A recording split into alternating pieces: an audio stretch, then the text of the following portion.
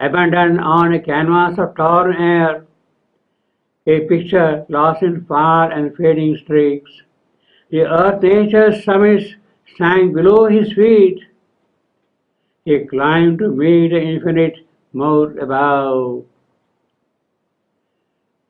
There is a greater destiny for man.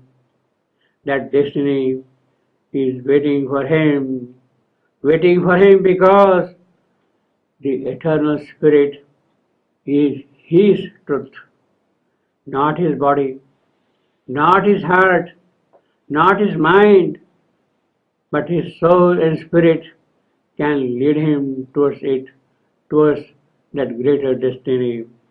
This can happen when first all this has fallen into the deeps of silence. He has to be first the witness Purusha, witness of his movements and actions. A call has to come from above, from the heights that cannot be seen. Ashwapati now enters into that realm. It exceeds the thinkable space. The boundaries of thought have disappeared. A cosmic sight has arrived. There is a universal light in his eyes. There is a rush of golden effulgence in his heart and in his brain. The supramental light is invading his very physical. His mortal limbs experience the working of a stupendous force. There is a nameless joy in the sudden presence.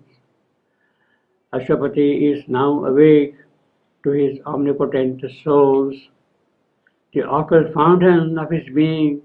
Yes, he is awake to it. He is charmed by the omniscient ecstasy. He has become a living center of the illimitable. His circumference has widened to include the whole world.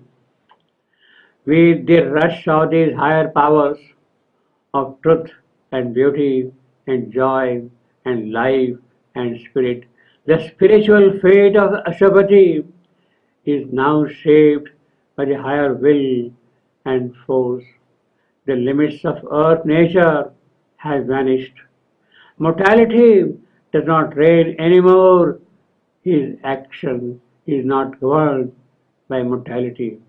All that is small and finite is left behind, and he climbs to meet the infinite in the worlds of the infinite.